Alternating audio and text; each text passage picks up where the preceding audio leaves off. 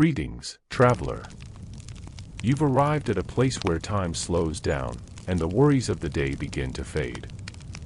Here, we gather to listen to history told not in haste, but in a gentle rhythm meant to calm the mind.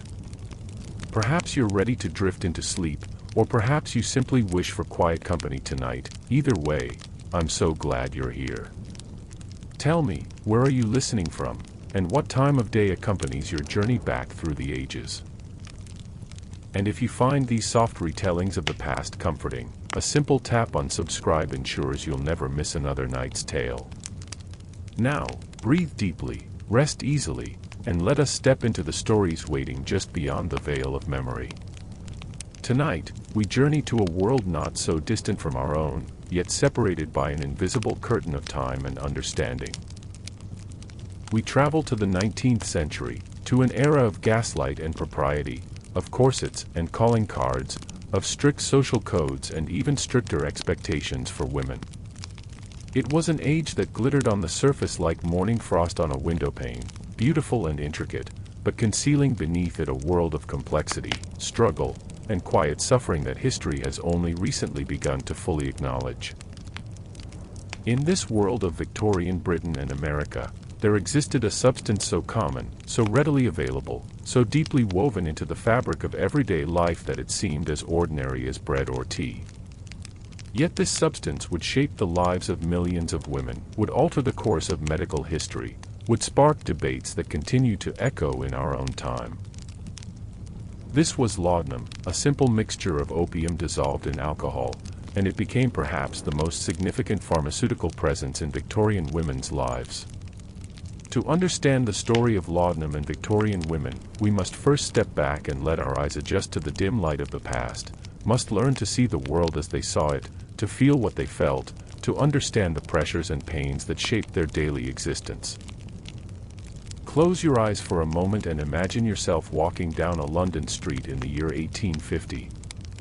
The air is thick with coal smoke. The sound of horses' hooves on cobblestones creates a rhythmic percussion that never quite ceases, and the buildings rise around you in brick and stone, their windows like dark eyes watching the flow of humanity below. You might notice, if you're observant, that the women you pass on the street move differently than women do today.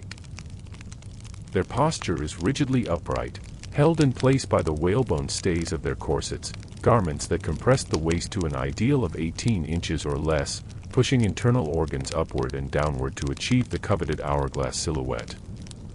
These women take small, careful steps, for their skirts are voluminous and heavy, layer upon layer of petticoats and crinolines weighing down their frames with as much as 15 pounds of fabric.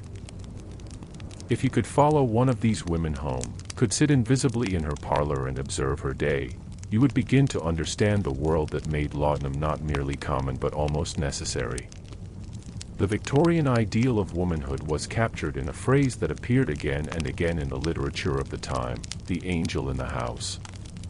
This mythical creature was pure, pious, submissive, and devoted entirely to the comfort of her husband and children.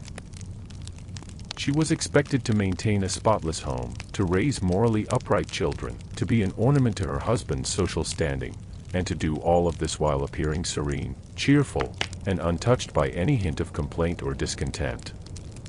But the reality behind this ideal was often quite different.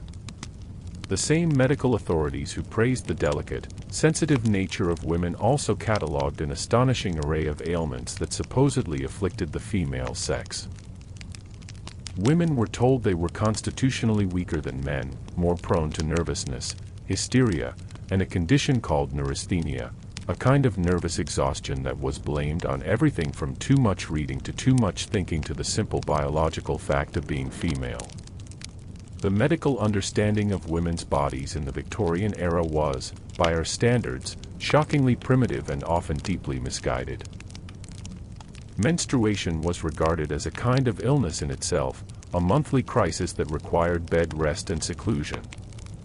Pregnancy and childbirth, which most women would experience many times in their lives, were fraught with genuine danger in an era before antiseptic practices and modern obstetrics. It was not uncommon for a woman to bear 8 or 10 children, and tragically common for several of those children not to survive infancy. The grief of losing a child was something many Victorian mothers knew intimately, a sorrow they were expected to bear with Christian fortitude and resignation.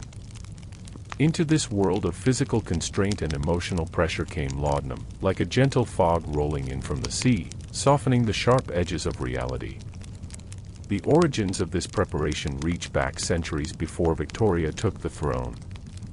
Opium itself had been known to humanity since ancient times. The Sumerians called it the joy plant, and its use spread across the ancient world from Mesopotamia to Egypt, from Greece to China. But it was a Swiss physician named Paracelsus, working in the 16th century, who created the specific formulation that would become known as laudanum. Paracelsus was a controversial figure in his time, a man who rejected much of the medical wisdom handed down from ancient authorities and sought to create new medicines based on his own observations and experiments. His laudanum, he called it laudanum opiatum, was simply opium dissolved in alcohol, usually with the addition of various spices and aromatic ingredients to mask the bitter taste. He praised it extravagantly, claiming it could cure all manner of ailments, and though his original formulation was lost, the idea persisted. By the time we reached the Victorian era, laudanum had become ubiquitous. You could purchase it at any pharmacy without a prescription, could order it from the Sears catalog, could even buy it from street vendors who sold it alongside other household necessities. A 2-ounce bottle might cost just a few pennies, making it far more affordable than a visit to a physician. The preparation itself was simple. Most commonly, 1 ounce of opium was dissolved in 1 pint of alcohol, creating a dark, bitter liquid that was typically taken in doses measured in drops. But here is what made laudanum so particularly significant for women: it was prescribed, recommended, and socially acceptable in a way that few other intoxicating substances were. While a woman drinking alcohol to excess would be condemned as immoral and unfeminine, a woman taking laudanum for her nerves or her headaches or her monthly troubles was simply following doctor's orders, practicing good self-care, being a responsible patient.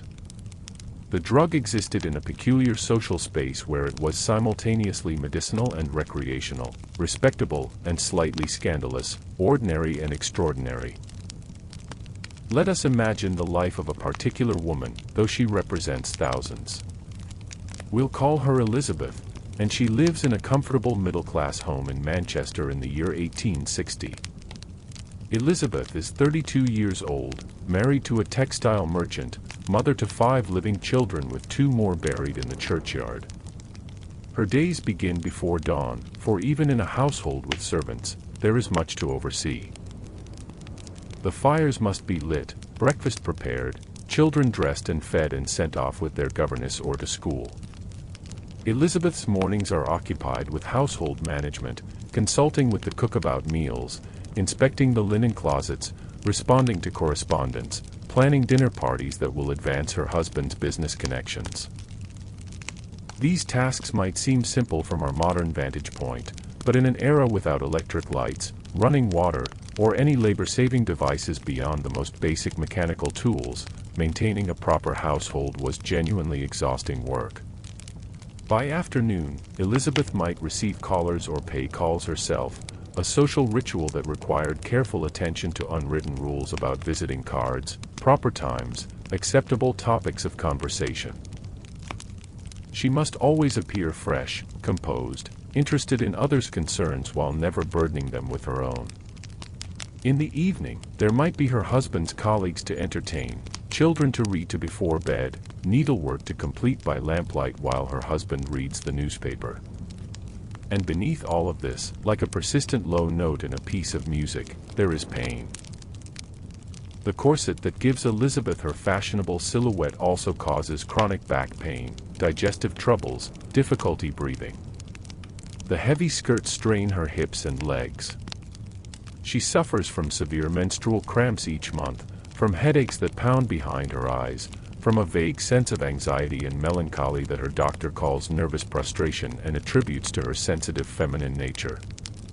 Her physician, a kindly older gentleman who has attended the family for years, has recommended laudanum. Just a few drops in water or wine, he tells her, whenever the pain becomes too severe or the nervous feelings too overwhelming.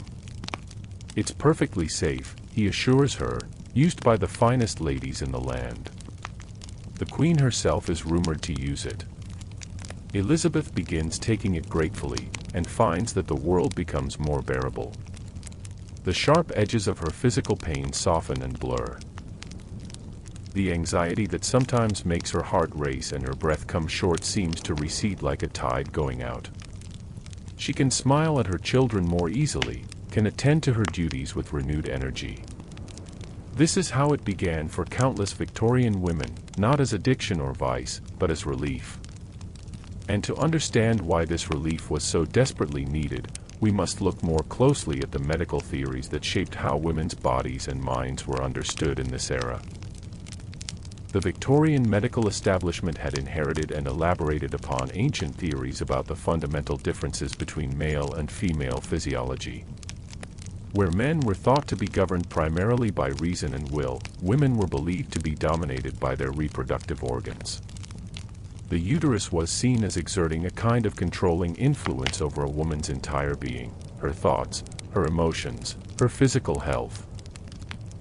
This theory gave rise to the diagnosis of hysteria, from the Greek word for uterus, a catch-all term for a bewildering array of symptoms that might include fainting, anxiety, irritability, difficulty sleeping, loss of appetite, or excessive appetite, sexual desire, or lack thereof, weeping, laughing at inappropriate times, and hundreds of other manifestations.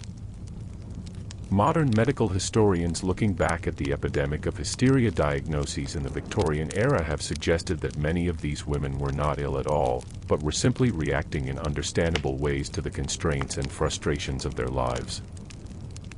A woman who felt intellectually stifled, who longed for education or meaningful work beyond the domestic sphere, who chafed at the legal reality that she was essentially her husband's property with no right to her own earnings or even to her own children in the event of separation. Such a woman might well develop nervous symptoms. But the medical profession of the time had no framework for understanding these symptoms as rational responses to an irrational situation. Instead, they were proof of women's inherent weakness, their unsuitability for the rigors of education or professional work, their need for protection and control. The treatments prescribed for hysteria and other women's ailments were often worse than the condition itself. Bed rest was commonly ordered, sometimes for months on end. Women were told to avoid excitement, to limit their reading, to refrain from serious thought or conversation. In severe cases, they might be subjected to treatments like the application of leeches, cold water baths, or even surgical removal of the ovaries. Compared to these interventions, laudanum seemed benign, even merciful. And so the practice grew. Women took laudanum for physical pain, headaches, toothaches, neuralgia, the aches and pains that accompanied menstruation and childbirth. They took it for emotional distress. Grief, anxiety, melancholy, the vague sense of dissatisfaction that they could not name and were not supposed to feel. They took it because their doctors prescribed it, because their mothers and aunts and friends recommended it, because advertisements in newspapers and magazines promised that it would cure everything from coughs to consumption. The advertising of patent medicines in the Victorian era was largely unregulated and wildly extravagant in its claims. Preparations containing opium, morphine, or cocaine were marketed with names that concealed their ingredients behind reassuring words like soothing syrup or mother's friend or women's tonic. These advertisements appeared in respectable magazines, were endorsed by testimonials from grateful users, and promised relief from all the ills that flesh is heir to. A woman reading her copy of Godey's Lady's Book might encounter dozens of such advertisements, each one presenting its product as modern, scientific, safe, and effective. What these advertisements did not mention, what perhaps even the manufacturers did not fully understand, was the nature of opiate dependence. The human body adapts to the presence of opiates with remarkable speed. What begins as an occasional dose for pain relief can become a daily necessity as the body builds tolerance.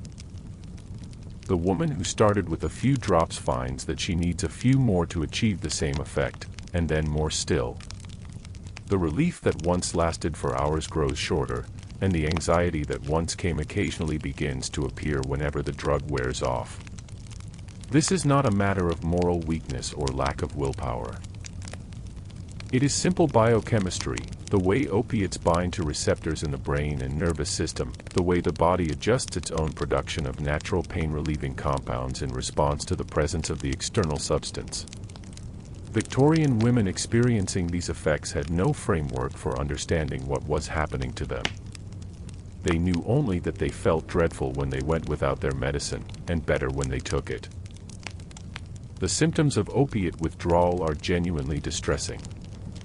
They include muscle aches, sweating, insomnia, anxiety, nausea, rapid heartbeat, a constellation of misery that would have been interpreted by Victorian doctors as simply more evidence of feminine weakness and nervous disorder.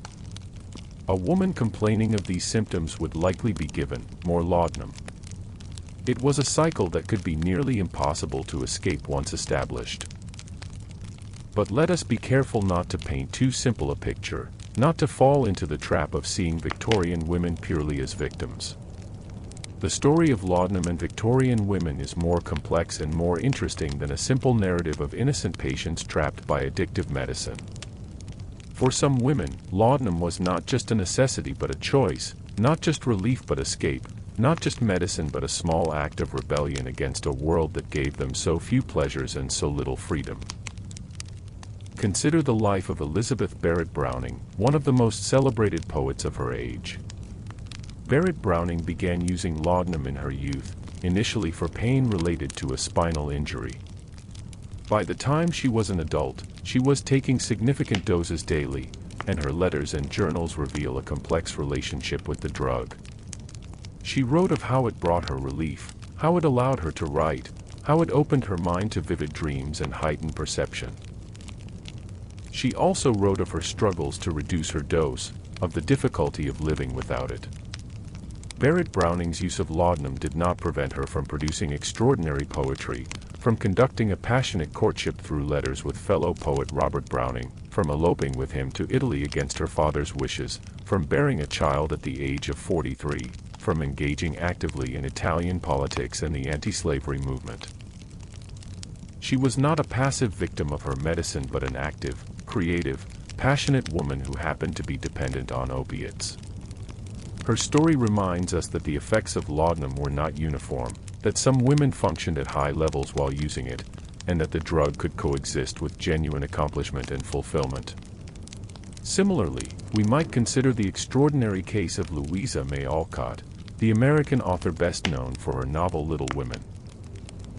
Alcott served as a nurse during the Civil War, an experience that left her with chronic health problems. She was treated with calomel, a mercury-based medication that caused mercury poisoning, and subsequently used opium preparations for pain for much of her adult life. Yet she wrote prolifically, supported her family financially through her writing, and maintained an active engagement with social reform movements including women's suffrage and abolition. These examples should not lead us to romanticize opiate use or to minimize its dangers. But they do complicate our understanding, reminding us that Victorian women were not simply passive recipients of medical authority but active agents making choices within the constraints of their time and circumstances. Some women used laudanum and remained functional. Some used it and suffered greatly. Many experienced both states at different times in their lives. The social class of the user made an enormous difference in how laudanum use was perceived and experienced. For middle-class and wealthy women like Elizabeth Barrett Browning, taking laudanum was medicalized, overseen, at least nominally, by physicians, and understood as treatment for genuine ailments. These women could afford good quality preparations, could maintain their doses at relatively stable levels, could access medical care if problems arose. For working-class women, the picture was quite different. These were the women who labored in factories, who took in piecework sewing to do at home, who worked as servants in the homes of the wealthy.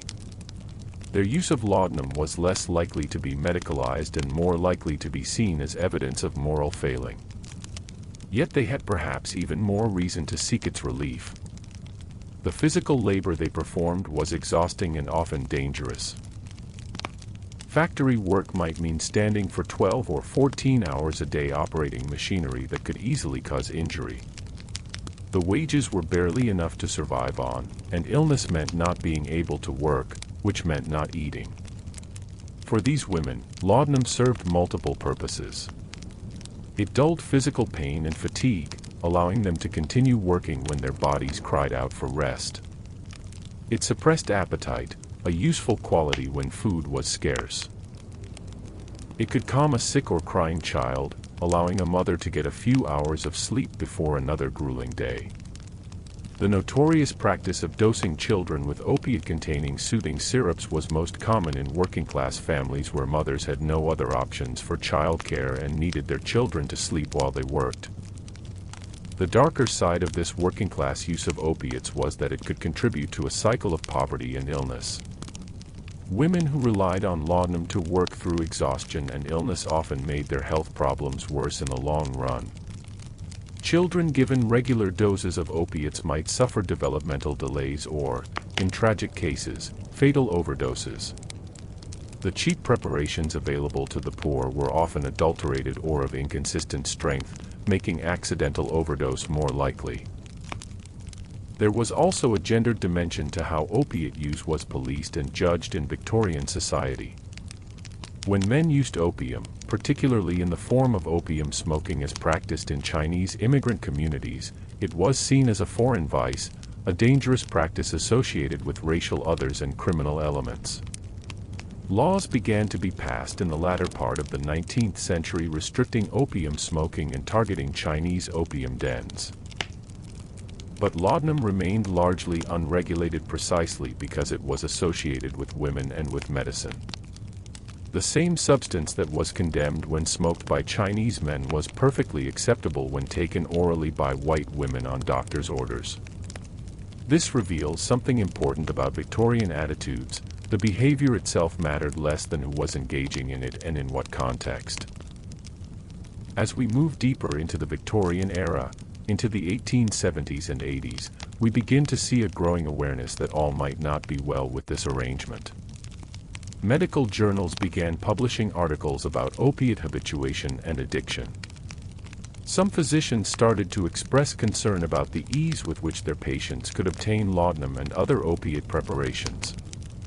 Temperance reformers, who had focused primarily on alcohol, began to turn their attention to opiates as well. But change came slowly, in part because the pharmaceutical industry had grown into a powerful economic force with a vested interest in maintaining the status quo. Patent medicine manufacturers were making enormous profits from their preparations, many of which contained opiates, cocaine, or alcohol in various combinations. They advertised heavily in newspapers and magazines, and newspapers were reluctant to print critical articles about products that were providing significant advertising revenue. There was also genuine medical uncertainty about the nature of opiate dependence. The germ theory of disease was only gradually being accepted in the latter half of the 19th century, and the scientific understanding of addiction was primitive. Many physicians believed that opiate habituation was primarily a matter of weak will rather than a physiological process. Some thought that it affected only people with certain constitutional weaknesses or moral failings. The idea that anyone who used opiates regularly would develop physical dependence regardless of their moral character was not yet well established. For women experiencing problems with laudanum, there were few good options.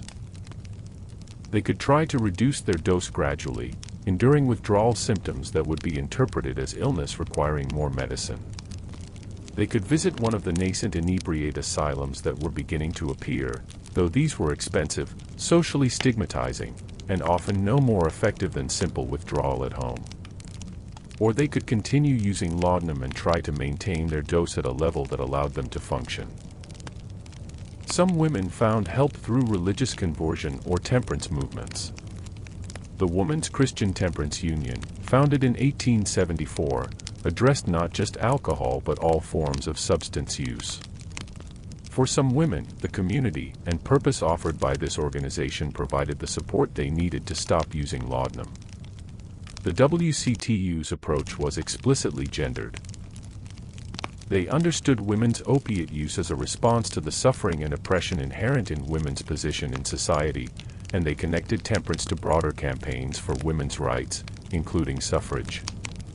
The late Victorian period saw the emergence of what we might call the first wave of the modern drug reform movement. The Society for the Study of Inebriety, founded in Britain in 1876, brought together physicians and reformers interested in understanding and treating habitual drunkenness and opiate use.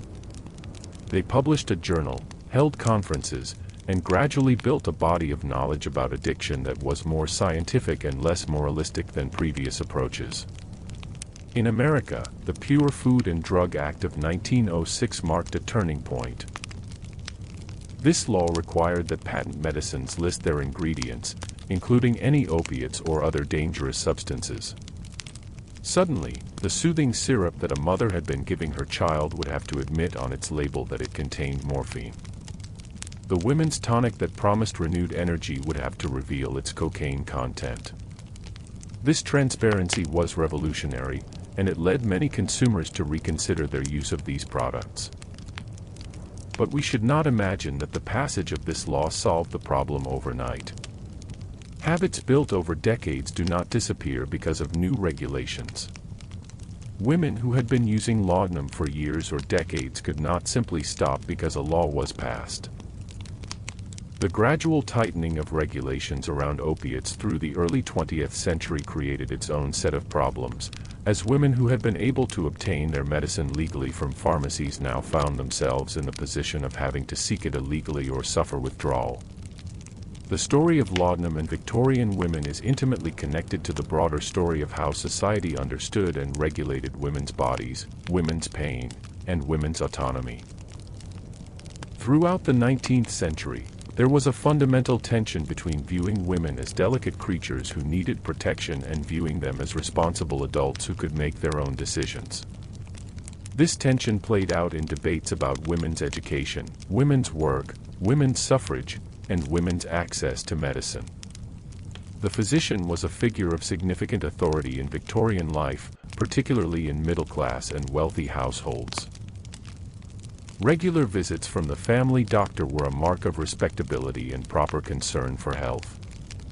But the medical profession was entirely male. Women were not admitted to medical schools in Britain until 1874, and even then only in very limited numbers and against significant opposition.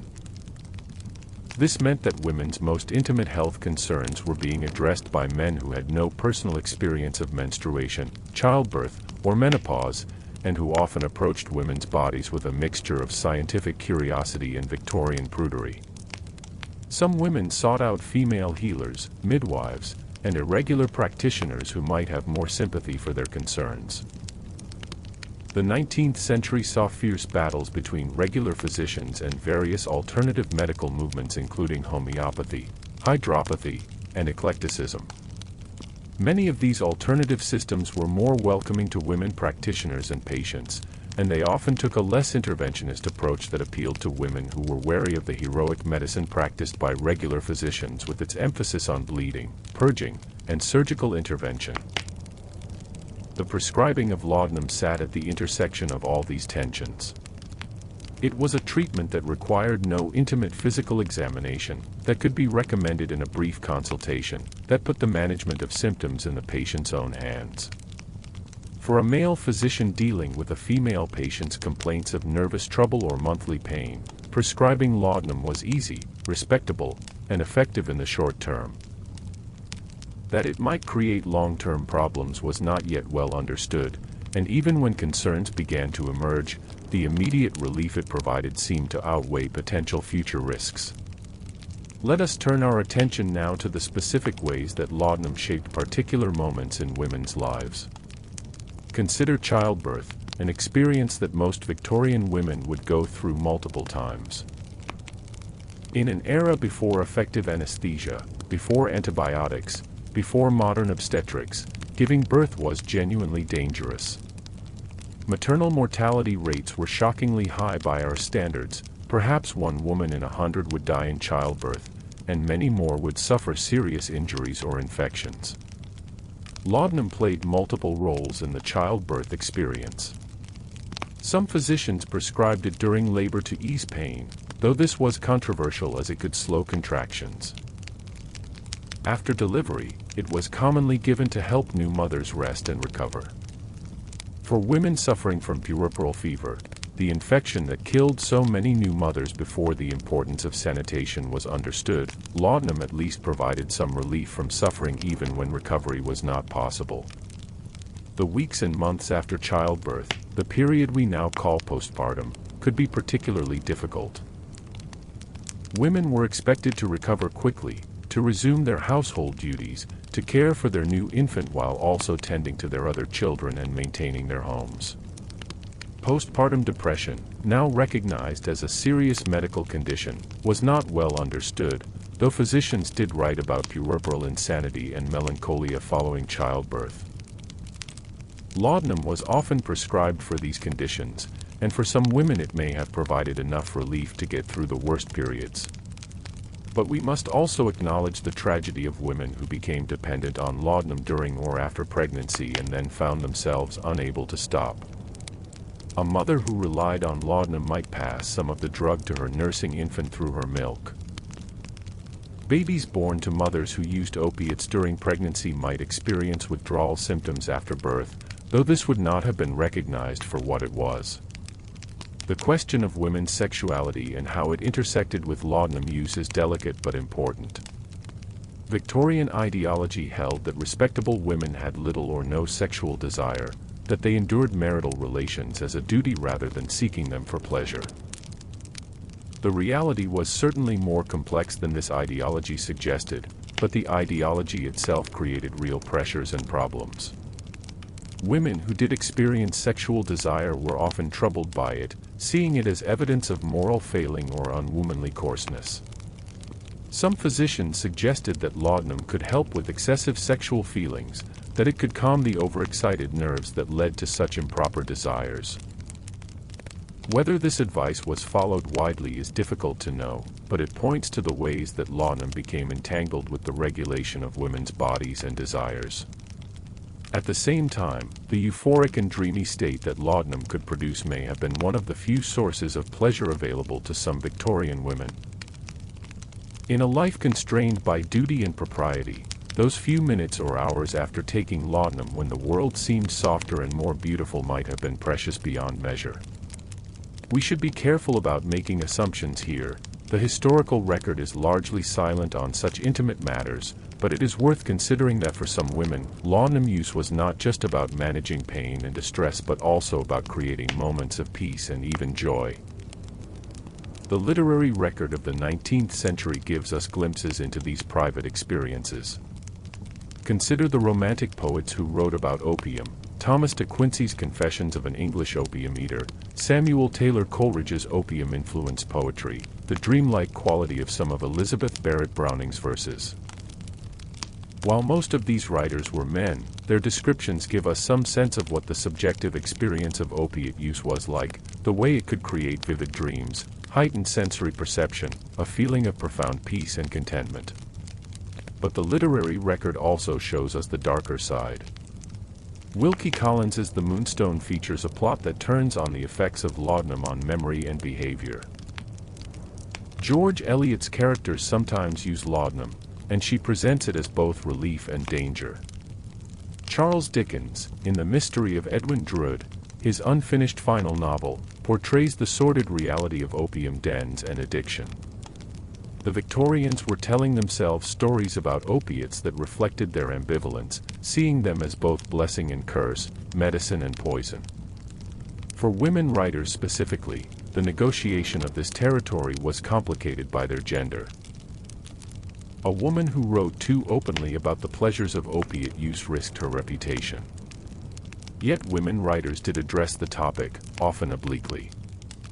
Charlotte Bronte's Jane Eyre contains a moment where Jane contemplates taking laudanum to end her suffering, though she does not follow through. The mere fact that this option occurs to the character tells us something about how commonly laudanum was understood as an escape route, a way out when other options seemed foreclosed. As we move into the final decades of the 19th century, we see growing concern not just about opiate use in general but specifically about women's opiate use and its implications for the next generation. Physicians and reformers worried about mothers passing addiction to their children, about the effects of opiates on women's reproductive health, about the moral and social implications of widespread drug use among those responsible for raising children and maintaining homes. These concerns were not entirely without foundation. Babies born to mothers who used opiates heavily during pregnancy did face risks. Children in households where the mother was significantly impaired by drug use might not receive adequate care. But the discourse around these concerns often revealed more about Victorian anxieties regarding women's proper role than about genuine concern for public health. The notion that women's primary value lay in their role as mothers and moral guardians of the home meant that anything that interfered with that role was seen as particularly serious. A man's opiate use was certainly condemned, but it was framed primarily as a personal failing or health problem. A woman's opiate use was framed as a threat to the family, to children, to society itself. This gendered framing would have significant implications for how addiction came to be understood and treated in the 20th century. The Harrison Narcotics Tax Act of 1914 in the United States marked another major turning point. This federal law required anyone producing, importing, or distributing opiates and cocaine to register and pay a tax. More significantly, it restricted who could legally prescribe these substances, effectively ending the era of over-the-counter opiates. Similar regulations were enacted in Britain and other countries around the same time. For women who had been using laudanum for decades, these changes created a crisis. Suddenly, what had been a routine part of their health care became illegal or tightly controlled. Some physicians continued to prescribe opiates for long-time users, recognizing that abrupt cessation would cause severe withdrawal symptoms.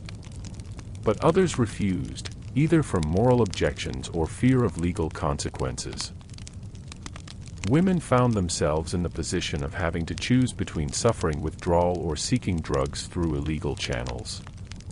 The early 20th century saw the emergence of an illegal drug trade that had not existed in the same form before.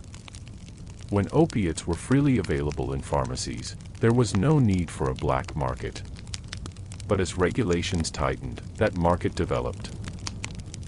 Women who had been respectable patients taking medicine prescribed by their doctors could find themselves transformed into criminals seeking illegal drugs. This transformation was not a change in their behavior but a change in the legal and social framework surrounding that behavior. We should pause here and reflect on what this transition meant for individual women. Imagine our fictional Elizabeth, now in her 60s, having used laudanum daily for 30 years. The pharmacy where she has always purchased her medicine tells her they can no longer sell it without a prescription. Her doctor, worried about the new regulations, is reluctant to prescribe. She tries to stop, but the withdrawal symptoms are overwhelming, far worse than the original pain and anxiety that led her to start using laudanum in the first place. She is desperate, frightened, in physical and psychological agony. What choices does she have? This is the tragedy that unfolded for thousands of women in the early 20th century. Some managed to withdraw gradually with medical support.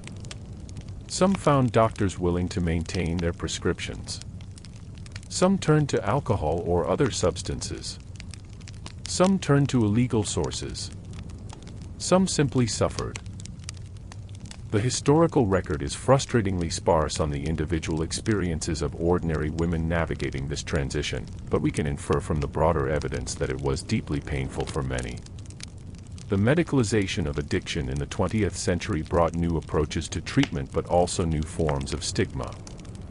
addiction came to be understood as a disease rather than a moral failing, which in some ways was progress.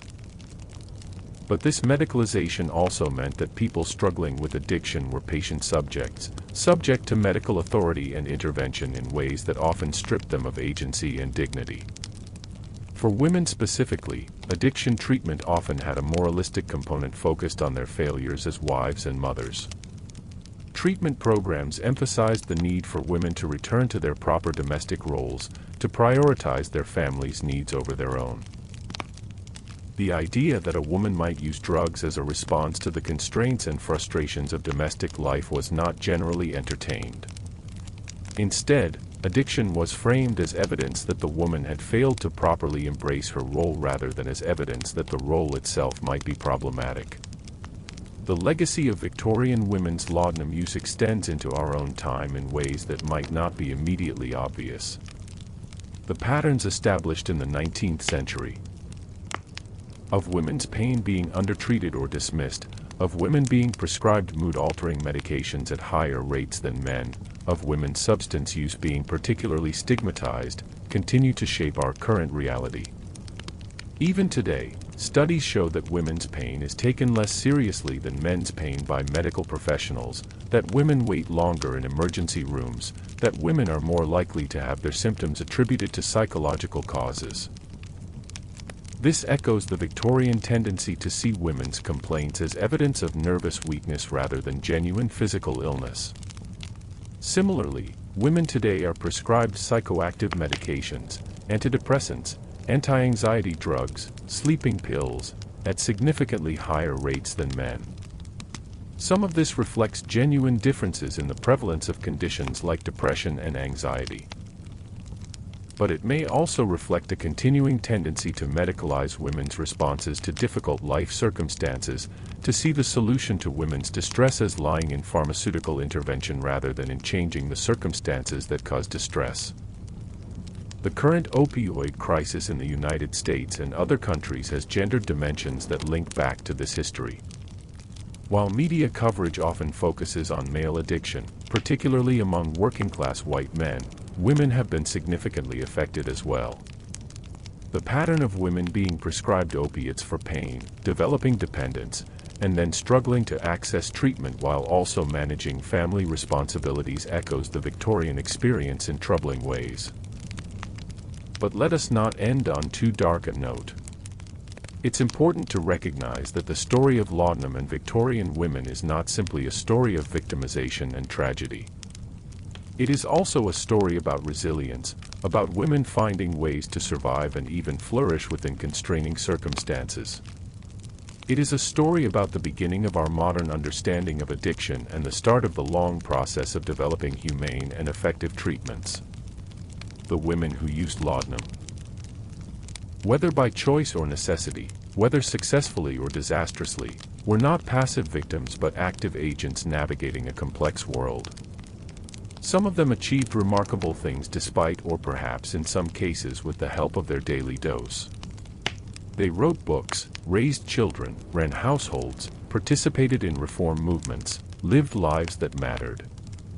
And their experiences contributed to the gradual evolution in understanding that has brought us to our current moment. The recognition that addiction is a medical condition rather than a moral failing, that chronic pain requires serious treatment, that women's health concerns deserve the same attention and respect as men's, these ideas have roots in the Victorian experience with laudanum and the conversations and controversies it generated. As you lie there listening to this story, perhaps you're thinking about the women in your own life, your own grandmothers and great-grandmothers, and wondering what their experiences might have been. Perhaps you're thinking about the ways that history echoes forward into our present, how the past is never quite as past as we might imagine. Let those thoughts drift gently through your mind like clouds across a twilight sky, neither holding on nor pushing away, just observing with quiet curiosity. The transformation of medical practice in the early 20th century brought changes that extended far beyond the regulation of opiates. The professionalization of medicine, the rise of hospitals as centers of treatment rather than merely places where the poor went to die, the development of new diagnostic technologies and therapeutic approaches, all of these shifted the landscape in which women sought health care. Women themselves were beginning to enter the medical profession in greater numbers, though they still faced enormous obstacles and discrimination.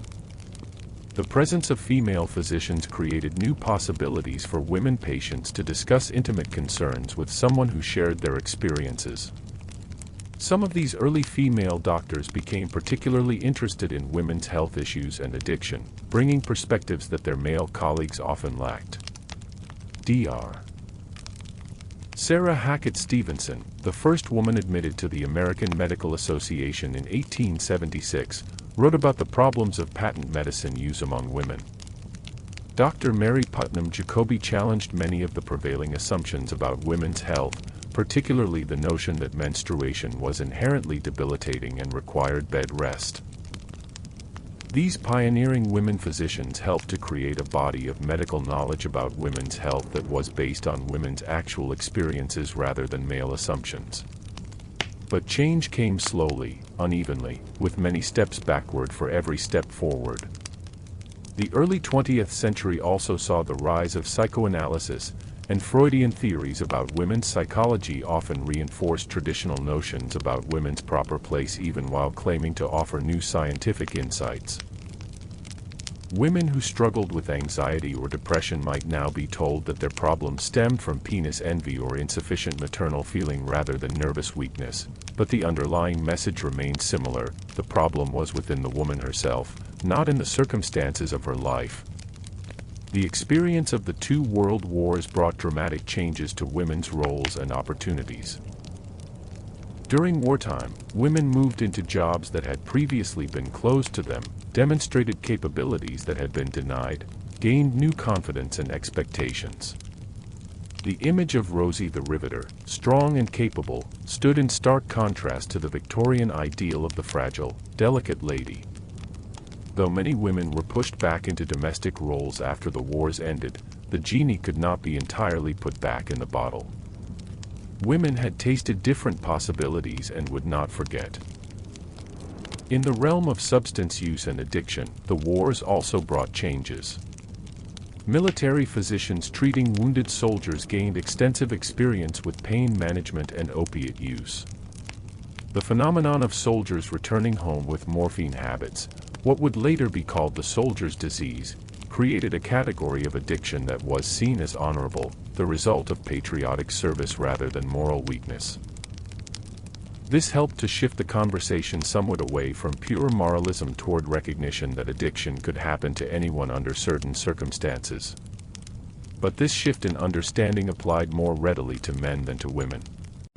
The soldier returning from war with a morphine habit could be seen as a tragic victim of his service to his country. A woman with an opiate habit was still more likely to be seen as weak, self-indulgent, or morally compromised. This double standard reflected broader patterns in how men's and women's behaviors were judged and interpreted. The mid-20th century brought the development of new classes of pharmaceutical drugs, tranquilizers, antidepressants, sedatives, that in some ways filled the role that laudanum had played in the Victorian era. Drugs like Miltown and Valium were marketed specifically to women, often with advertising that showed the stressed housewife finding relief through medication. The phenomenon of the mother's little helper, as the Rolling Stones would later call it, was in many ways a modern echo of Victorian laudanum use. These newer drugs were initially presented as safe, non-addictive alternatives to older medications.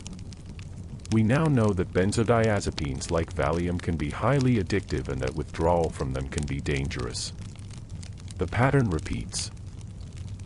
A new drug is introduced with promises that it's different from the old problematic drugs, it's prescribed widely especially to women, dependence and addiction problems emerge, regulations eventually tighten. The cycle has played out multiple times across the 20th and into the 21st century. Let us return, though, to the Victorian era and explore some aspects of the laudanum story that we have not yet fully examined. The role of advertising and consumer culture in shaping women's relationship with laudanum deserves deeper consideration. The 19th century saw the birth of modern advertising, and patent medicine manufacturers were pioneers in using sophisticated marketing techniques to sell their products. These advertisements appeared in women's magazines, newspapers, almanacs, and other publications that reached a broad audience. They used testimonials from satisfied customers, endorsements from physicians or other respected figures, and persuasive copy that spoke directly to women's concerns and anxieties. An advertisement for a women's tonic might feature a letter from a grateful user who claimed that the product had restored her energy, improved her complexion, cured her headaches, and made her a better wife and mother. The visual language of these advertisements is revealing. They often showed idealized images of beautiful, healthy, happy women, the promise of what taking this product could make you become. Or they showed pictures of suffering women, pale and wan, with the implication that you too might look like this if you didn't take steps to protect your health. The advertisements played on fears and desires, offering pharmaceutical solutions to what were often social or economic problems. Some advertisements were remarkably direct about the contents of their products, at least before regulation required such disclosure. An advertisement might boast that a preparation contained pure morphine or opium, presenting this as a guarantee of quality and effectiveness. Others were vague, using terms like soothing or calming without specifying what ingredients produced these effects. The patent medicine industry was intimately connected to the publishing industry through advertising revenue. This created conflicts of interest that made it difficult for newspapers and magazines to run critical articles about patent medicines. Journalists who wanted to expose the dangers of addictive patent medicines often found their work blocked by editors who didn't want to offend major advertisers. One of the most important crusaders against dangerous patent medicines was Samuel Hopkins Adams, an American journalist whose series of articles titled The Great American Fraud appeared in Collier's Weekly starting in 1905. Adams exposed the false claims and dangerous ingredients in many popular patent medicines, contributing to the passage of the Pure Food and Drug Act. His work faced significant opposition from the patent medicine industry and from publications that depended on their advertising revenue. The role of pharmacists in the laudanum story is also worth examining more closely. In the Victorian era, the pharmacist or chemist was often the first medical professional a person would consult. Pharmacists compounded medications, offered advice on treating common ailments, and served as accessible health care providers, especially for those who couldn't afford physician visits. Many pharmacists took their professional responsibilities seriously, using their knowledge to help their customers use medications safely. They might warn a customer who was purchasing laudanum too frequently, might suggest trying other remedies first, might counsel gradual reduction of dose for someone wanting to stop. But pharmacists were also businesspeople who depended on selling products for their livelihood. The economic incentive to sell laudanum was strong, and not all pharmacists resisted that incentive. The professionalization of pharmacy in the late 19th and early 20th centuries brought higher standards of training and practice, but also more formal separation between the roles of physician and pharmacist. In the earlier Victorian period, the distinction between druggist, apothecary, physician, and surgeon had been somewhat fluid. By 1900, these roles were becoming more clearly defined and regulated, with prescribing authority increasingly restricted to physicians. This change had mixed effects for women's access to laudanum. On one hand, requiring a physician's prescription meant more medical oversight, potentially catching problems earlier. On the other hand, it meant more expense, physician visits cost money, and more male authority over women's health choices. A woman who had routinely purchased laudanum from her local pharmacist for years suddenly needed to consult a physician and obtain a prescription, adding layers of cost, inconvenience, and potential judgment. The international dimension of the opiate trade is another important aspect of this story. The opium that went into laudanum came primarily from Turkey, India, and China. The British Empire was deeply implicated in the opium trade, particularly through the East India Company's cultivation of opium in India and its export to China. The Opium Wars of the mid-19th century, in which Britain went to war to force China to accept opium imports, revealed the centrality of this drug to imperial economics. Victorian women taking laudanum for their headaches were connected, through invisible threads of global commerce, to peasant farmers in India cultivating poppies, to merchants in Calcutta and Bombay, to the tragic addiction crisis in China where millions of people became dependent on opium. This global context is often absent from discussions of Victorian women and laudanum, which tend to focus on the domestic and personal dimensions of use. But the medicine bottle on a woman's dressing table was part of a vast international system of production, trade, and consumption. The economics of addiction also operated at a more local and personal level. For working-class women, the cost of laudanum might represent a significant portion of the family budget. A woman might have to choose between buying food for her children and buying the medicine that allowed her to work and earn money to buy food. These impossible choices were part of the grinding reality of poverty in the 19th century. Middle-class women might face different economic pressures. The cost of laudanum itself was not likely to be burdensome, but if a woman's use escalated to the point where she was consuming large quantities, the expense could become noticeable. Household accounts were typically managed by women, and a wife who was spending significant sums on medicine might need to conceal this from her husband or might face questions about her management of the household budget. Wealthy women had more resources to conceal or manage problematic use, could more easily access physicians who would continue prescribing, could potentially travel to private sanitariums or rest cures if they wished to stop using opiates. Class privilege offered protection in multiple ways, though it did not offer immunity from the physiological effects of dependence. The question of how Victorian women themselves understood their relationship with laudanum is difficult to answer with certainty. The historical record preserves some voices, letters, diaries, memoirs, but these come primarily from educated, literate women, usually of the middle and upper classes. The experiences and perspectives of working-class women, of women of color, of women at society's margins, are much harder to recover. From the sources we do have, we can see that Victorian women's awareness of the problematic aspects of laudanum use varied widely. Some women seemed largely unaware that they had become dependent until they tried to stop. The gradual nature of tolerance development meant that dose increases might seem natural and necessary, just part of managing their condition. The withdrawal symptoms that appeared when they went without their medicine might be interpreted as the return of their original ailment rather than as a symptom of dependence. Other women were acutely aware of their dependence and struggled against it. Elizabeth Barrett Browning's letters show her making repeated attempts to reduce her opiate use, experiencing what we would now recognize as withdrawal symptoms, and reluctantly returning to higher doses when the symptoms became unbearable. She understood that she was dependent on the drug and wished she were not, but she also felt unable to function without it.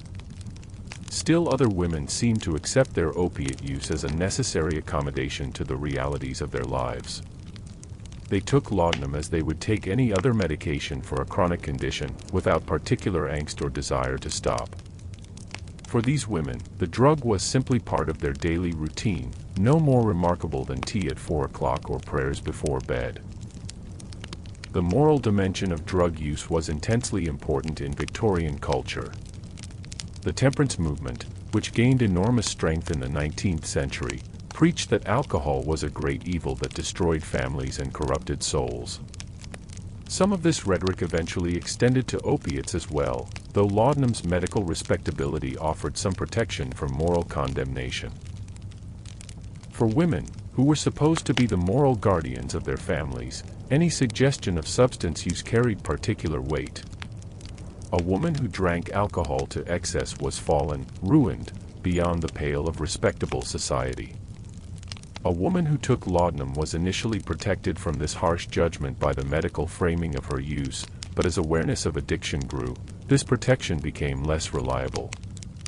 The concept of addiction itself was evolving throughout the Victorian era. Earlier in the century, habitual use of opiates might be seen as a habit, a practice, something that was done regularly but that didn't necessarily carry moral implications. By the end of the century, addiction was increasingly understood as a disease state, a pathological condition that was both medical and moral in nature.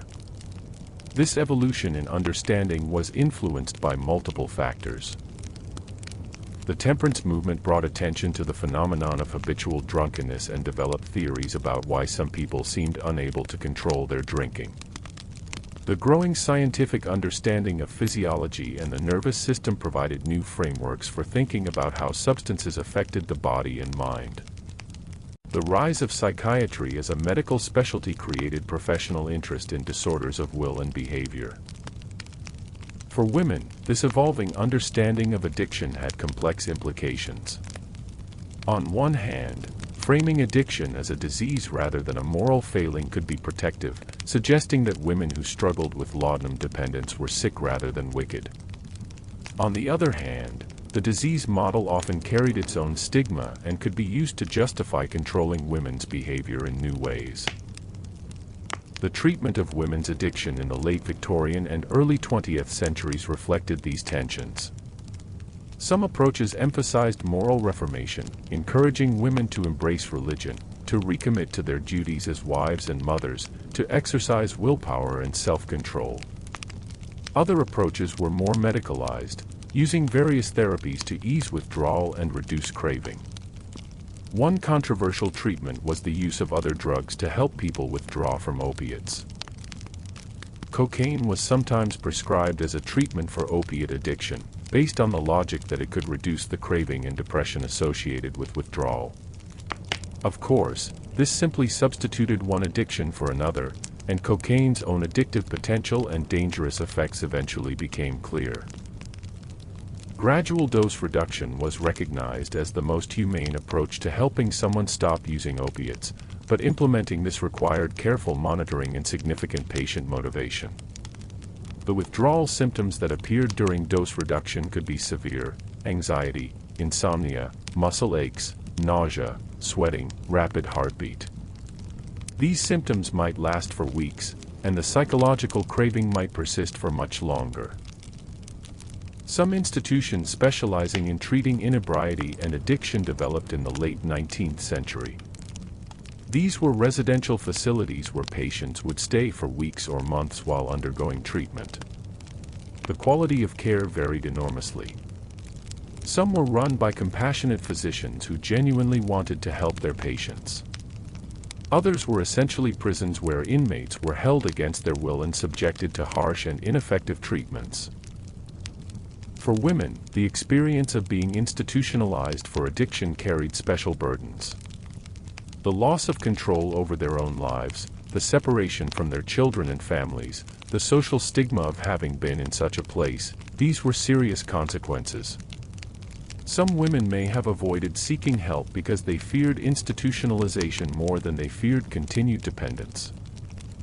The role of support networks in women's ability to manage or overcome laudanum dependence cannot be overstated.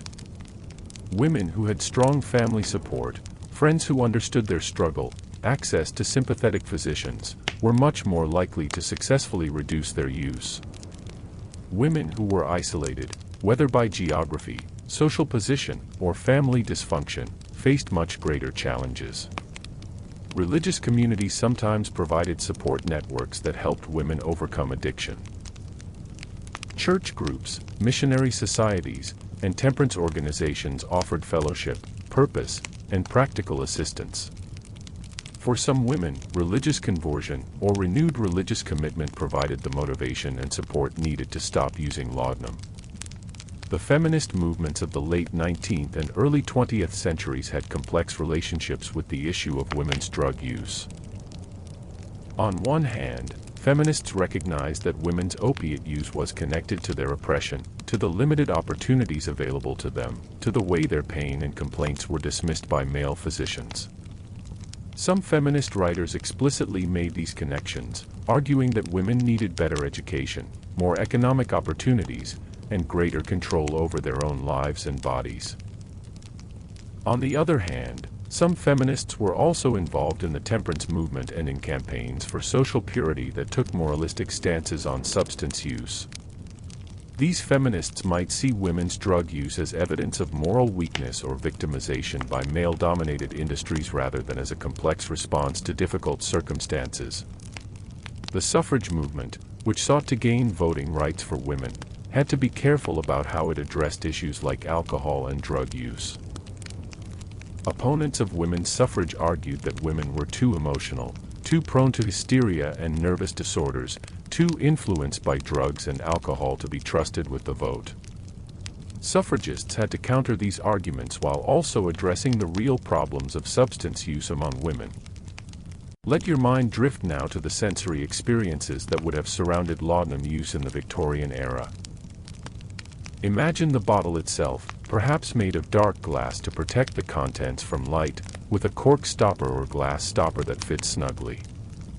The label might be elaborately printed, with decorative borders and confident claims about the medicine's virtues. Opening the bottle, you would smell the distinctive bitter aroma of opium mixed with the sharp scent of alcohol. The liquid itself was dark, reddish-brown, thick and syrupy. Taking a dose meant carefully counting drops into a glass of water or wine, watching them disperse in cloudy swirls. The taste was intensely bitter, burning slightly as it went down, the alcohol warming your throat. The effects would come on gradually, over perhaps 30 minutes to an hour. First might come a sense of relaxation, the knots of tension in your muscles beginning to loosen. Physical pain would recede, not disappearing entirely but becoming distant, less demanding of attention. Then might come a feeling of contentment, a gentle euphoria that made the world seem softer and more beautiful. In higher doses, there might be vivid dreams or waking visions, a sense of profound insight or connection to something larger than yourself. Colors might seem more vibrant, sounds more meaningful. Time might seem to slow down or lose its ordinary structure. But there might also be less pleasant effects, nausea, dizziness, constipation, confusion. For women accustomed to constant physical discomfort from corsets, tight shoes, and restrictive clothing, from the aches of housework and childcare, the relief that laudanum provided would have been genuinely precious. For women dealing with menstrual cramps that could be debilitating, in an era when menstruation was barely discussed and certainly not accommodated by any changes in expected activities, laudanum might have been the difference between being able to function and being bedridden. For women struggling with grief, and grief was a frequent visitor in an era of high infant mortality, dangerous childbirth, and infectious diseases that killed without warning, laudanum offered temporary escape from unbearable sorrow. The Victorian culture of mourning was elaborate and extended, with strict rules about how long one should wear black, when one could return to social activities, how one should comport oneself. But these rituals, while they provided structure, did not necessarily provide comfort. A widow left alone with young children, facing poverty and social diminishment, might find in laudanum a brief respite from despair. The connection between laudanum and Victorian death practices deserves consideration. Death was much more present in daily life than it is for most people in the developed world today. People died at home, were laid out in the parlor, were mourned with elaborate ritual. The deathbed scene was a cultural obsession, with enormous emphasis placed on dying well, making peace with God and family, leaving edifying final words. Laudanum played a role in this as well. It was used to ease the suffering of the dying, to allow them to maintain composure and lucidity for final farewells. The ability to manage pain at the end of life was one of medicine's most important functions, and laudanum was the primary tool available for this purpose. The morphine or laudanum given to a dying person was not seen as controversial. There was no debate about whether easing suffering was appropriate or whether it might hasten death. The priority was to allow as peaceful and dignified a death as possible.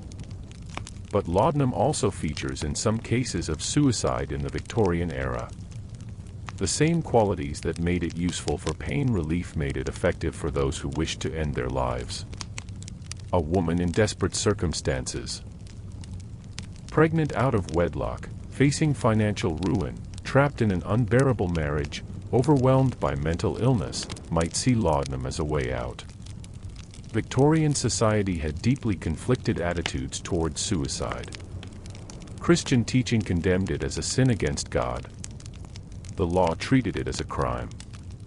Yet there was also a romantic tradition that saw suicide as a dramatic gesture, evidence of profound feeling and sensitivity. Women's suicides were often interpreted through gendered lenses. As evidence of excessive sensibility, ruined virtue, or madness. The availability of laudanum made suicide by poisoning relatively easy, which troubled social reformers. This was one argument made for restricting access to opiates, that their availability enabled self-destruction. Yet restricting access also meant that people suffering from chronic pain or terminal illness might be denied relief, a cost that had to be weighed against potential benefits. Let us turn now to consider some specific historical figures whose stories illuminate different aspects of the laudanum experience. We have already mentioned Elizabeth Barrett Browning, but let us look more closely at her life and work. Barrett Browning began using laudanum in her youth, initially for pain related to a spinal injury suffered when she fell from a horse. Over the years, her use became habitual, and she took significant daily doses. Her poetry is suffused with dream imagery, with visions and supernatural experiences, with intense emotional states. Some scholars have suggested that her opiate use influenced her creative work, though this is difficult to prove definitively. What is clear is that she was a serious intellectual and artist who happened to be dependent on opiates, not someone whose opiate use prevented her from meaningful work or relationships. Barrett Browning's courtship and marriage to Robert Browning is one of the great love stories of Victorian literature. The two poets conducted an intense correspondence before ever meeting, sharing their work and their thoughts on poetry, politics, and life. When they finally met, they fell deeply in love, but Elizabeth's father refused to allow any of his children to marry, and her poor health made her seem even more unsuitable as a wife. The couple eloped to Italy, and Elizabeth flourished there, away from her father's tyranny and the damp English climate. She bore a child at the relatively advanced age of 43 and remained creative and engaged until her death at 55. Her last poem collection, Last Poems, was published posthumously and is considered some of her finest work. Robert Browning was aware of his wife's laudanum use and apparently accepted it as a necessary part of her health management. After her death, he did not publicly discuss her drug use, perhaps to protect her reputation. The extent to which her contemporaries knew about her opiate dependence is unclear, but it does not seem to have significantly affected how her work was received or how she was regarded as a poet. Another illuminating case is that of Louisa May Alcott, the American author. Alcott's opiate use began after she contracted typhoid fever while serving as a nurse during the Civil War. She was treated with calomel, a mercury-based medication, which caused mercury poisoning. The symptoms of mercury poisoning were debilitating and chronic, and Alcott used opium preparations to manage the pain for the rest of her life. Alcott never married and was the primary financial support for her family through her writing. She produced an enormous body of work, including the beloved Little Women and its sequels, as well as many short stories, novellas, and other novels. Her Gothic thrillers, written under pseudonyms and only recently recognized as her work, reveal a darker sensibility than her famous children's books suggest. Some of Alcott's stories contain veiled references to opium use and its effects. Her story, A Marble Woman, features a character who uses opium, and the descriptions suggest personal familiarity with the drug's effects. Alcott's journals and letters reveal a woman who struggled with chronic pain, depression, and exhaustion, but who continued working despite these challenges. Alcott's experience illustrates how opiate use could coexist with high productivity and accomplishment, but also how it could be both necessary and burdensome. She seems to have used opiates functionally, to manage symptoms that would otherwise have prevented her from working, rather than for euphoric effects. This functional use of opiates was probably common among working women who needed to continue earning money despite illness or injury. The case of Mary Todd Lincoln, wife of President Abraham Lincoln, provides another perspective. Mary Lincoln suffered from severe headaches, possibly migraines, throughout her adult life. She used laudanum and other medications to manage these headaches. After her husband's assassination, which she witnessed, her mental health deteriorated significantly. Mary Lincoln's behavior became increasingly erratic. She made impulsive purchases, showed poor judgment in financial matters, and exhibited paranoia and mood swings.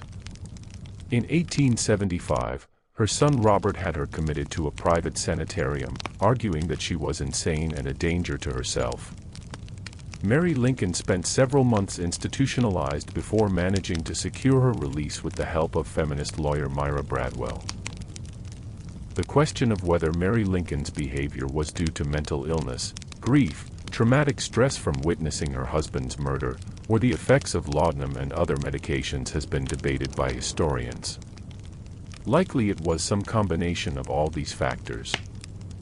Her case illustrates how women's drug use could become entangled with questions of sanity and competence, and how male family members could use institutions to control women whose behavior they found troublesome.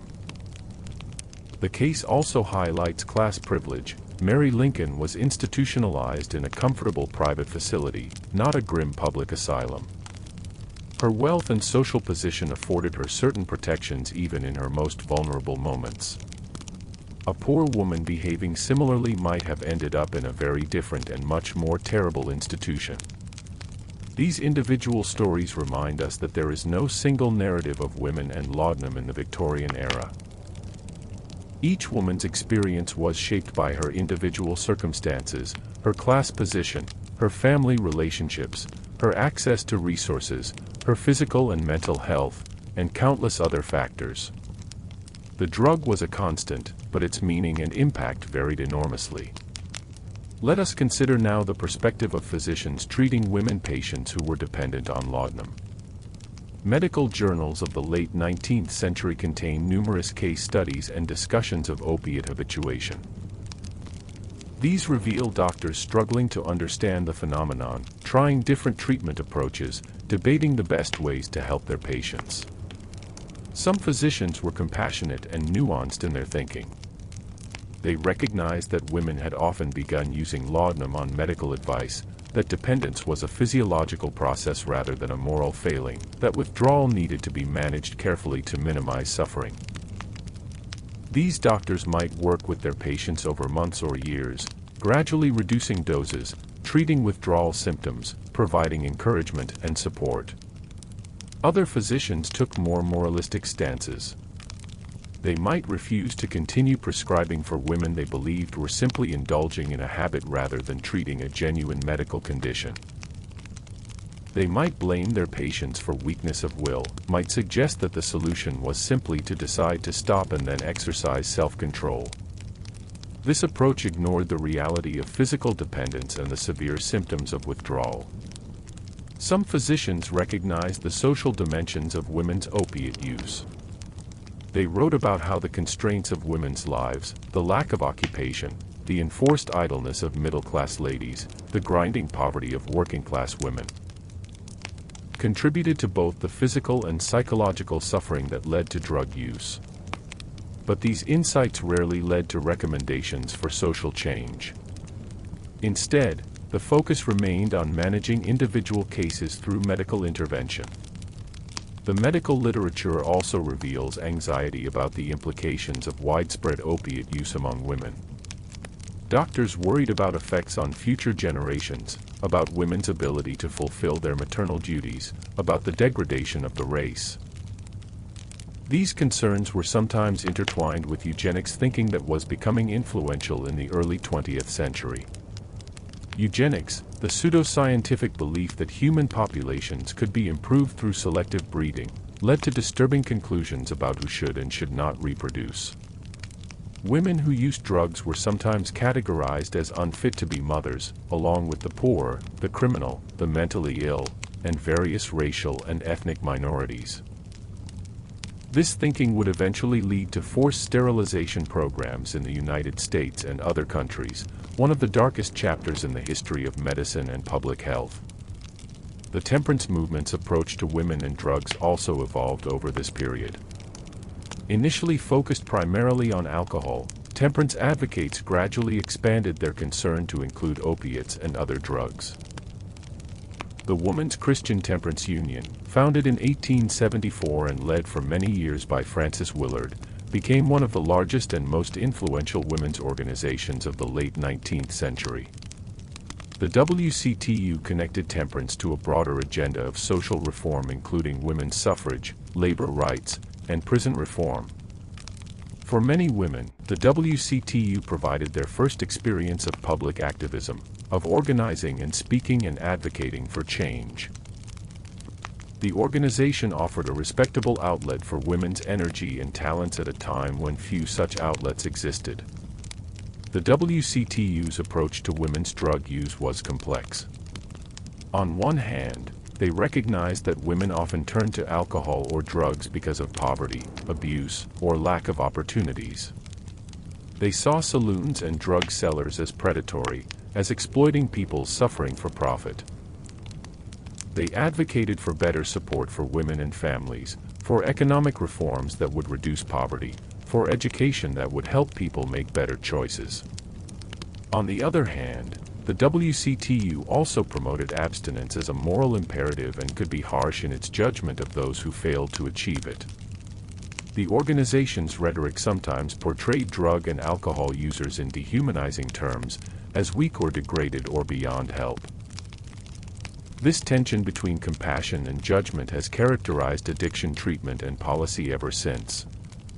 Let us pause and take a slow, deep breath. Feel the air entering your lungs, filling you, and then slowly releasing. In this moment, you are safe and comfortable, listening to a story from the past, a story that connects to the present in ways both obvious and subtle. The Victorian women whose lives we have been exploring are long gone now, their struggles ended, their suffering at peace. But their stories remain, waiting to teach us about resilience and compassion, about the complexity of human experience, about the ways that social conditions shape individual lives. The transition from the Victorian era into the 20th century brought profound changes in women's lives.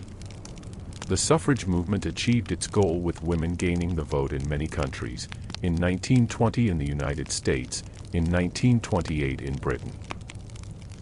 Women's participation in the workforce expanded dramatically during World War I and continued afterward, though often in limited roles. Educational opportunities for women increased. The strict moral codes of the Victorian era began to loosen, though the pace of change was slower than many reformers hoped.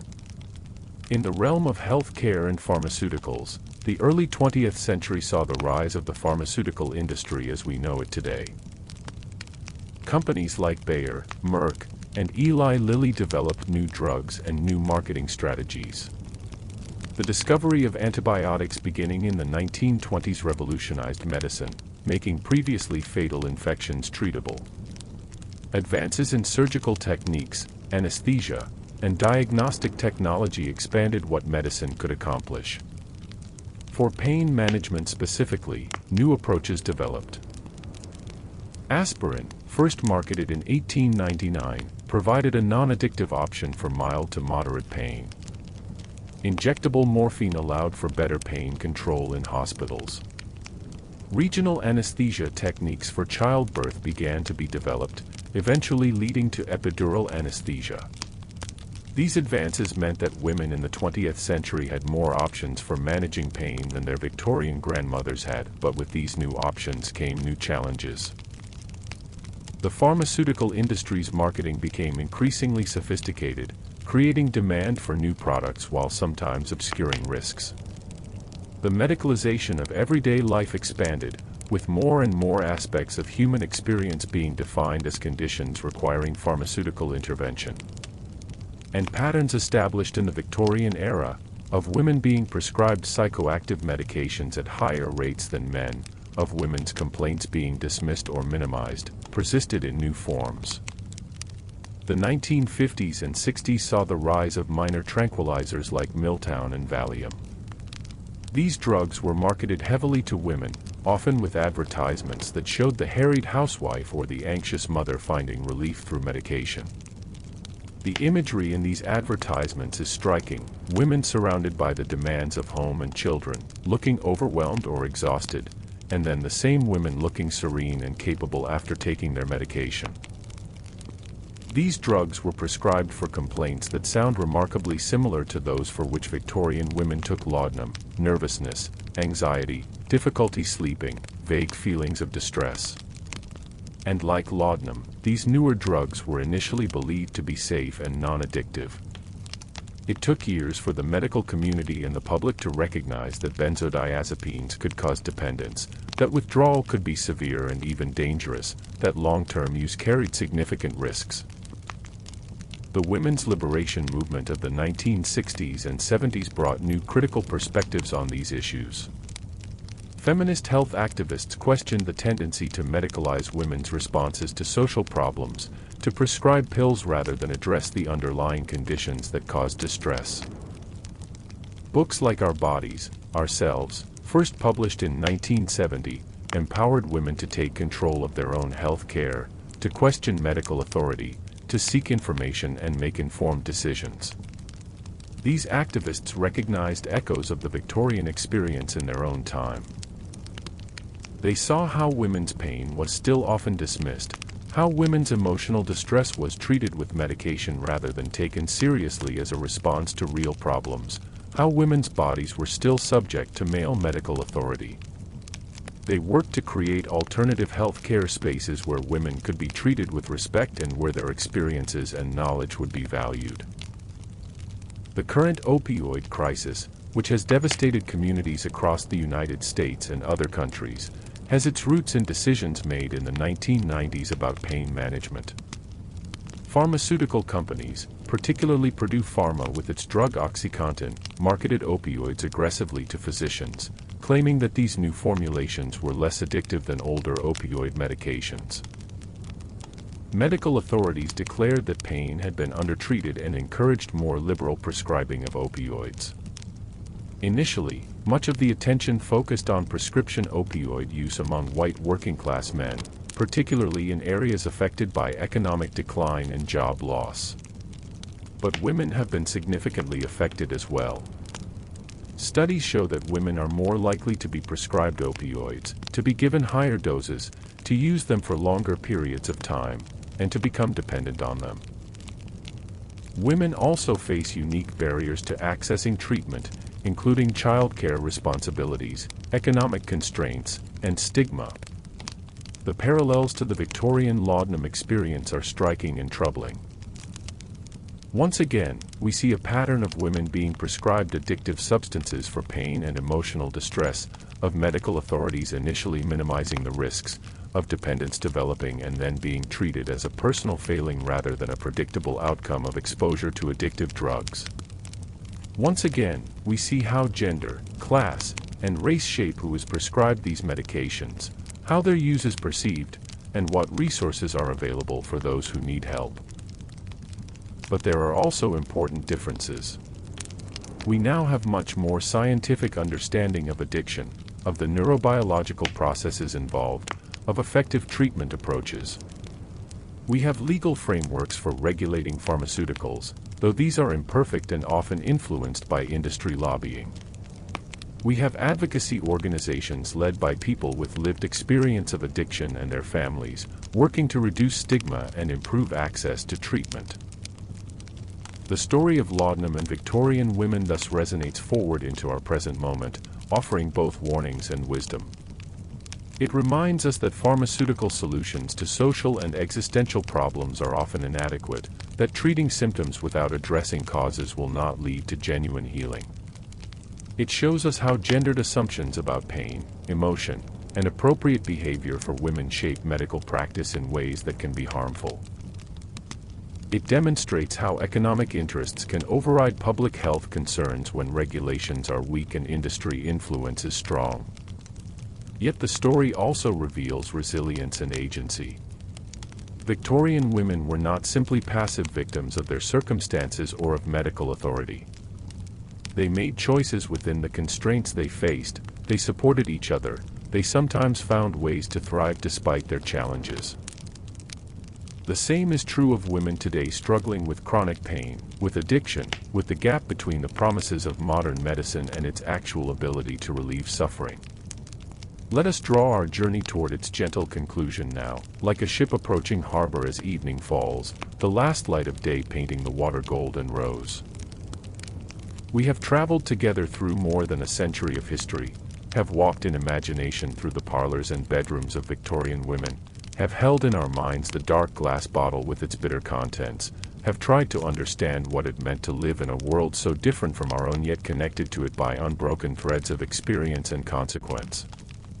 The story of laudanum and Victorian women is ultimately a story about pain, physical pain, emotional pain, existential pain. It is about the universal human desire to escape suffering, to find relief, to make life bearable. It is about how this desire can be both exploited and addressed, how relief can turn to dependence, how medicine can be both blessing and curse. It is also a story about gender and power, about how women's bodies and women's choices have been subject to control and judgment, about how women have found ways to navigate systems that constrain them. The Victorian ideal of the angel in the house was impossible to achieve. No human being could be that perfect, that selfless, that serene. Women who tried to meet this impossible standard often broke under the strain, and some of them found temporary relief in a bottle of laudanum. But women also resisted and subverted this ideal in countless ways, some small and some large. They wrote books and organized movements and claimed rights and opportunities. They supported each other through illness and grief. They found meaning and purpose even in lives that were tightly circumscribed. And yes, sometimes they took laudanum, not as passive victims but as active agents making choices in a world that gave them few options.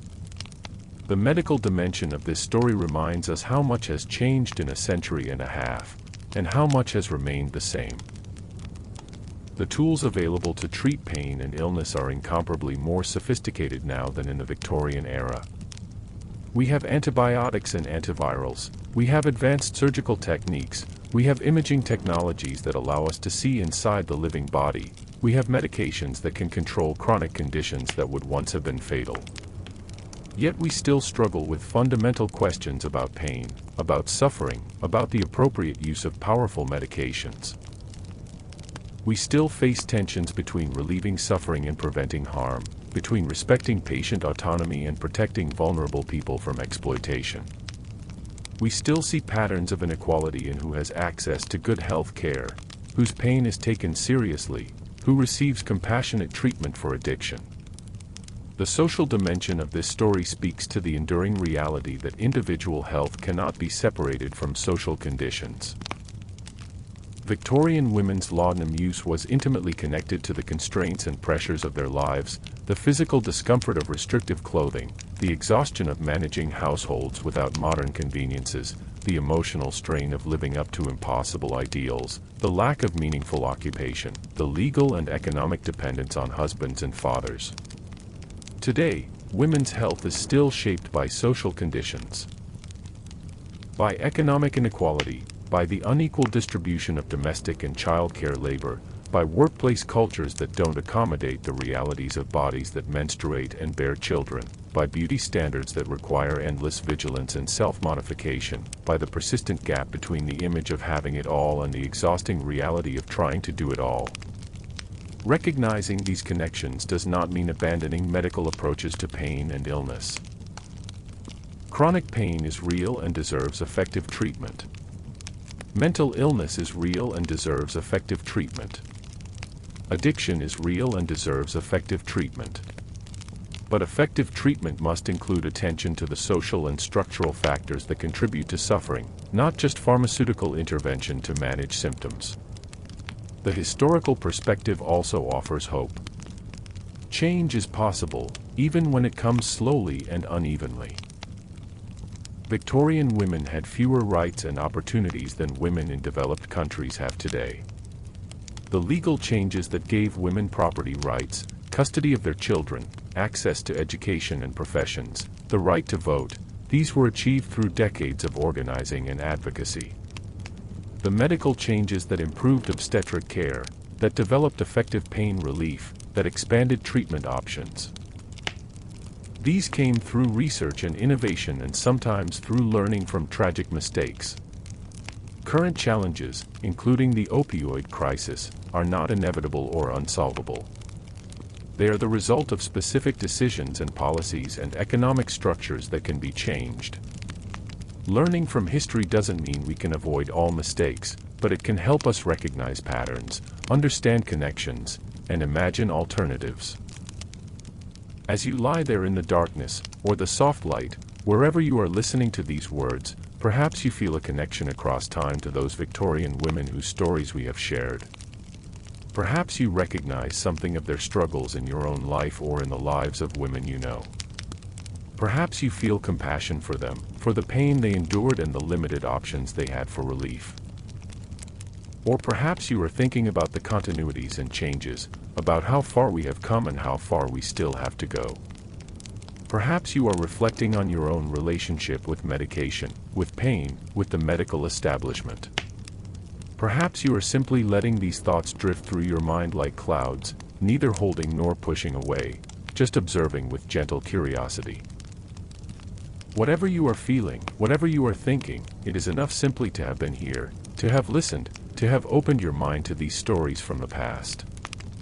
History is not a collection of dead facts but a living conversation across time, a way of understanding who we are by understanding who we have been.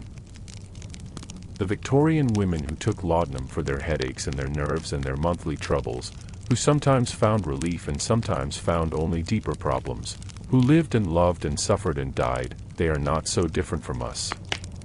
Their struggles and their strengths, their vulnerabilities, and their resilience reflect the universal human experience of trying to navigate a difficult world with whatever tools are available. The specific tool of laudanum has largely passed from use, replaced by other medications with their own benefits and risks. But the underlying questions remain. How do we balance relief of suffering against risk of harm?